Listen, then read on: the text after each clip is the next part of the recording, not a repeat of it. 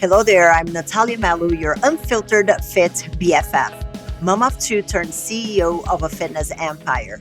Someone who understands the struggles of trying to stay fit, sane, and sexy, all while juggling work, life, and motherhood.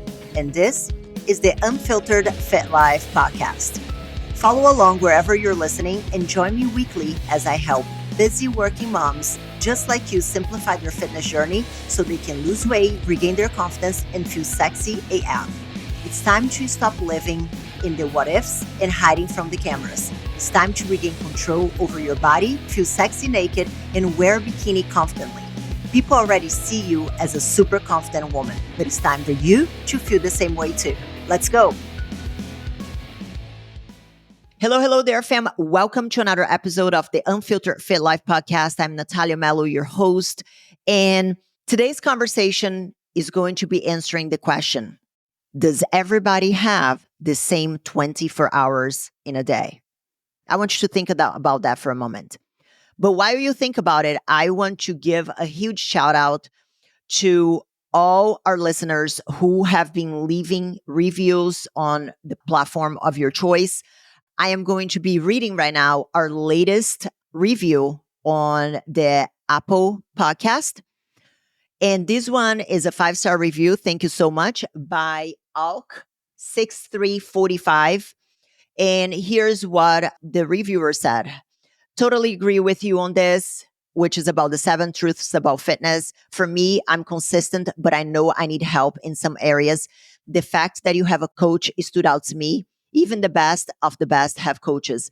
Eye-opening for me. Can't wait to visit with you. Not sure what that is, but thank you so much. I don't know your name, but thank you. And you guys, the best way for you to tell me that you're loving this podcast and that it is the content that you want to listen to is by leaving a review. So please, if you feel inclined, take 5 minutes of your day and leave us a review. That would be amazing. Thank you so much. Now back to answering the question. Does everybody have the same 24 hours in a day? Am having this conversation is because I just made a post on Instagram and it was talking about the unrealistic expectations that yes, social media can bring, but at the same time, there is that paradox that I find that a lot of people are vilifying those that put in the work and saying, oh, it's unrealistic, assuming that that is a person that is not using, Photoshop, that is not, lying about procedures that they get done or things like that. And to answer the question about 24 hours in the day, does everybody have 24 hours in the day? Well, it depends. And that's an answer that I hate to give, especially whenever we're talking about fitness, because I think that a lot of people want very objective answers. But the truth is that it depends. My 24 hours, I have 2 kids. I work, anywhere between 8 and 12 hours a day, depending on the day. I have a husband. And then I have a member of the Powerhouse Academy, which is my signature program. Let's say that she has 5 kids and she's working on a family business and she has a husband and she needs to take care of things that maybe I don't have to take care. So my 24 hours, yes, we both have the same 24 hours in the day, but the way that this person divides her hour is going to be completely different than for me. And then now if we compare, for example, my 24 hours, again, same scenario. I have 2 small kids, work anywhere between 8, 12 hours a day. I have a husband, run 3 businesses. And then if we compare my 24 hours with somebody who does not have kids, who works part-time, who, doesn't have a spouse, that is going to look significantly different than mine. So the conversation today is about having 24 hours in a day. Does everybody have the same 24 hours in a day? And I love and I hate this question for a number of reasons, but I think that the main reason why I'm not a big fan of it is because the answer that it requires is an answer that I'm not a big fan of giving, which is it depends. And the reason I decided to talk about this today is because I just made a post on Instagram And one of the things that I was talking about is that, yes, we do have on social media a lot of unrealistic expectations and unrealistic, like, highlight reel of what somebody's life is. And, there is a lot of Photoshop that can happen. There are a lot of procedures, plastic surgeries and procedures that are done, cosmetic procedures that people don't talk about. So I do have a problem with that when there is untruthness about what is being done to accomplish X, Y, and Z. But on the other hand, I find that it's incredibly problematic when the knee jerk response for most people, whenever they see somebody accomplishing something that they haven't, is, oh, it's unrealistic. Let's say, you have a mom that looks X, Y, and Z. There is no Photoshop. There is openness about any kind of procedure. And then it's like, oh, but that's unrealistic. I have a problem with that because I find that today we're kind of living in a society where it is becoming very acceptable to vilify those who are putting in the effort and they are doing what they can with the time that they have. So now back to the question that we started talking about here, which is, does everybody have the same 24 hours in the day? And it depends. Because here's the thing. Let's say that I'm going to use myself as an example, and then I'm going to use two comparison examples, like, side by side. So I know my reality. I'm a mom of two. Both my kids are 14 months apart. Elementary school, there are a lot of activities. I work anywhere between 8 and 12 hours a day, manage 3 businesses. I have a husband. We have no family help where we live. We moved from Northern Ireland to Texas, and there is no family help. We basically just rely on each other or hire care. So if I were to compare my reality with, for example, one of the members that we have in the Powerhouse Academy, that she has 5 kids. She lives in a very remote area. She, helps with the family business. She has a husband. She has a lot on her plate that is going to look very different from my reality. So do we have the same 24 hours in a day? Sure. But the way that her 24 hours is divided is going to look very different than the way my 24 hours are divided.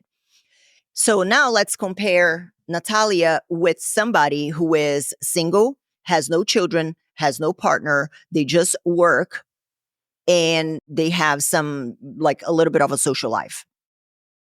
The 24 hours of that person is going to be completely different than my 24 hours, because my 24 hours means that my morning is a bit more chaotic and I might not have as much time to dedicate to X, Y, and Z like I would like to, because I have to take my kids to school. I have to get my kids ready. So do you see what I'm saying? I think that the analogy that I like to use is a bit like a pizza, you know? A pizza is just going to be one size. You have a large pizza is going to be a large pizza. If you get a large pizza and you give it to 2 people, the 2 people are going to be able to have a lot more pizza because they're just 2 people that have to divide that pizza with. But then if we have, a family of 6 that has to eat from that pizza, each person, there is going to be a lot more division of that finite resource, aka pizza, because there are more people that needs to be divided amongst. Okay. And that's very much like time. It doesn't mean, oh, everybody has the same 24 hours in the day. Well, kind of. So now that we have established that, this is the biggest problem that I have now. It is very easy to, because X, Y, and Z, it's easy for X, Y, and Z to do whatever they want because their life is easier. Maybe. But why is it that just because somebody has it easier, you cannot make the choice for yourself to do what you can with the time that you have? Do you see the difference? And I find that this messaging of, the knee-jerk response to be like, oh, it's easier for that person because They don't have to spend money with that, or they don't have to spend time with that. Sure. But the reality is that somebody else's life and how somebody else's chooses to split their pizza has absolutely no impact on how I split mine. So the mentality of, oh, because it's easy for that person to say because they have 5 hours to work out. Yeah, absolutely. If you're comparing to a single mom who works full time and has 3 kids and is the primary caretaker for the kids, and you have somebody who is single and their only responsibility is to make sure they have clean underwear for the next day of work, it's a completely different reality. But just because this person has a quote unquote what is perceived as an easier life, it has absolutely no impact on how you live yours. And I think that that's the message that a lot of people are missing. Every single day that we wake up as humans, we have a choice. We have a choice to do what we can with what we have. And what other people are doing with whatever it is that they have has absolutely no impact on what we do with ours. And this is my biggest problem because I call it a victim mentality. And I find that a lot of people get defensive whenever I call it a victim mentality. But the truth is that it is so empowering to know that you have control of you. You might not have control, for example, of how many times your kid wakes up in the middle of the night. If you are the primary caretaker, yeah, like that person who has no kids and lives a life, maybe they have a nanny. Maybe they wake up and they have a nanny and they have somebody who cleans their house and they're living their best life. That's great. That has no impact on you. Your kid is waking up every single hour throughout the night. Is it hard? Yes. Nobody is saying that is not difficult. Nobody is saying that it is going to be more challenging for you than it is going to be for somebody else who has all the help. What I am saying is that the amount of energy that someone uses to focus on why it is easier for somebody else, they could be using that energy to make choices that align with their own personal goals, because ultimately you are in control of your environment. You are in control of what you do with the time that you have, whether that is 30 minutes, an hour, 3 hours, or 15 minutes. If we're talking in the context of fitness, 15 minutes is going to be better than no minutes. Yes, there might be somebody out there that can dedicate 4 hours a day to work out. Great. But there is nothing that you can do with the time that somebody else has. The only thing that you can do is what you can do with the time that you have. And that's a choice that you get to make every single day. Are there people that have it, quote unquote, easier because they have full-time childcare for their kids? 100%. Are there people who have it, what might be perceived as easier because their genetics doesn't impact their ability to lose fat as much as somebody else who comes from a family history of obesity? Absolutely. But just because it's harder or it's more complex or there are more hoops that you have to jump or a little bit more effort that you have to put in, it does not necessarily mean that it is impossible. And you are in control to doing what you can with the time that you have. And it's interesting because there is this place that I go every single day to get my drip coffee. It tastes terrible. It's not a great drip coffee, if I'm being honest. But, it's on my way to go to the gym and the lady there is very nice and everybody's friendly. And, I drop my kids off in school and I always drive there and it's cheap. It's like $1.70, whatever. Anyway, so I know that in that place, I was talking to the lady actually today.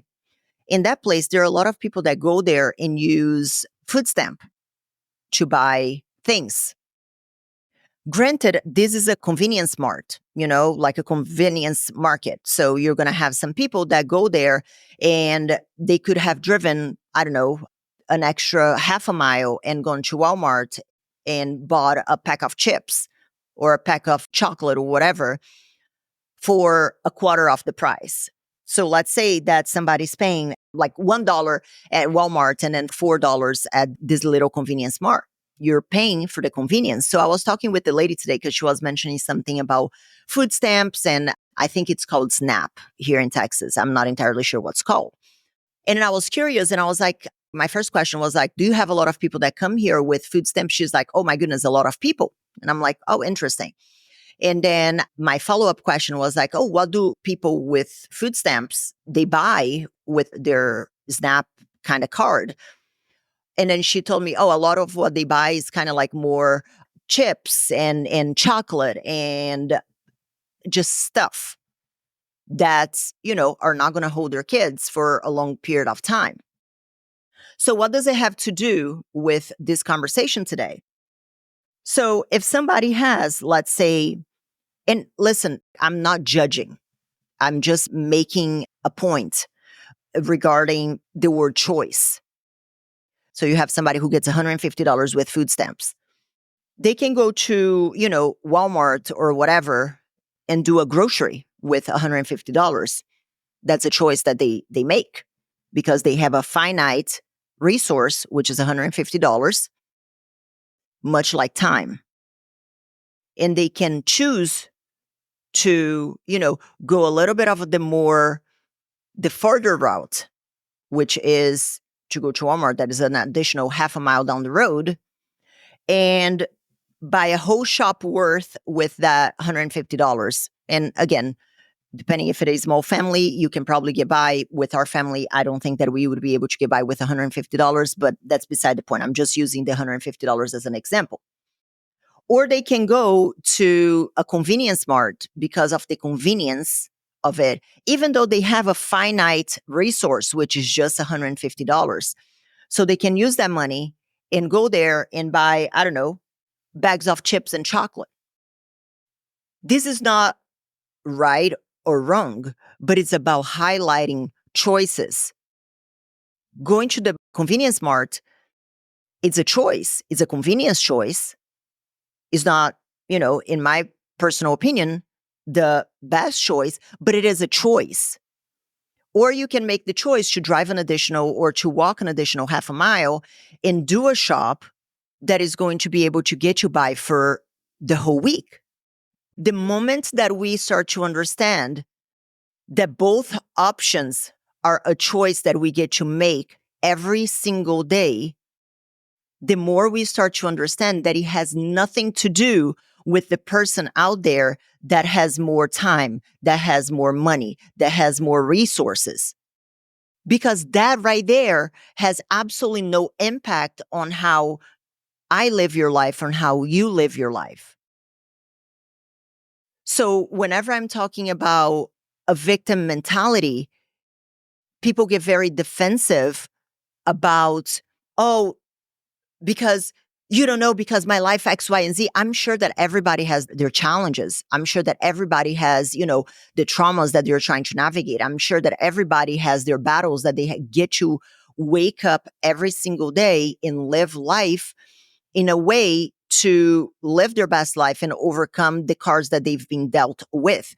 But ultimately, you're not able to control the cards that you've been dealt with. Like, for example, I have ADHD. Does it make it harder for me to do things and to concentrate on things or manage my time appropriately? 100%.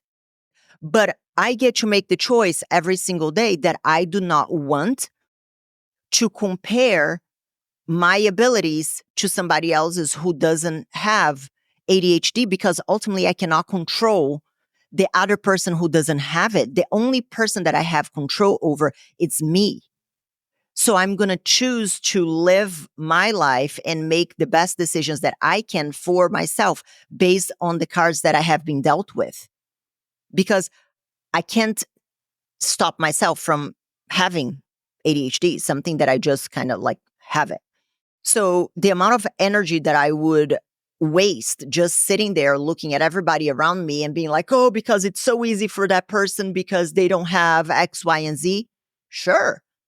But how is that going to serve me? It doesn't serve me. It doesn't solve my problems. And it just fuels that mentality that the world is out to get me. But it isn't, because every single one of us are in the driver's seat of our own lives. And even if you have been dealt some shady ass cards, which I'm pretty sure many of us have, you cannot control the shady cards that you've been dealt with, but you can control how you react and how you respond and how you choose to live your life day in and day out, even with the cards that you've been dealt with. You know, I could see it here and cry rivers. Oh my God, I'm an immigrant in America and I speak with an accent. There is no way that I would be able to do X, Y, and Z and blah, blah, blah, and this and that. Sure. But how would that serve me? Do I have an accent? I sure do. I can work to try and change it. Why am I going to wait until he changes it so I can do something with my life? So I'm going to run with what I have. Do I speak sometimes funny because, the language barrier and the Portuguese and the English, and I try to say something in English that has meaning in Portuguese but not in English? Sure. But waiting for the perfect time, waiting for that perfect situation and saying that is much easier for somebody who speaks perfect English and has perfect grammar and has no accent, that is not going to serve me. And that is the exact same thing with your time. Sitting there and complaining, and there was a lady that was like, oh, because my son has X, Y, and Z, and you're very insensitive to talk about victim mentality and this, and the other. I am so sorry your son is having, experiences and that they're absolutely 100% less than ideal. I get it. But you cannot change that. It is what it is. And the same person was like, oh, I'm cognizant on how I choose to spend my time and choose to spend my money. Exactly. You get a choice. You get a choice every single day on how you're going to spend your time and how you're going to spend your money. And that's the beauty of it. That is a choice that you're making every single day. And if those choices fulfill you, great. But then, with all due respect, you need to shut the fuck up whenever somebody else is doing something that you have not been able to do, and say that person, oh, it's easy for you. No, because you don't know what battles that person is going on the field every single day, and they're still making the choice to do what they see or they perceive as best for them. So that would be like the biggest problem that I have, is the victim mentality around choice. The amount of energy, time, resources, sometimes even money that is wasted trying to justify why somebody else has it better than me. Why not use that time to focus on what you can control, which is you? It might not be perfect. It might not be as fast as somebody who has tons of resources, that has childcare and has family around. It doesn't matter. The journey isn't about somebody else, it's about you. And that's the power of peace.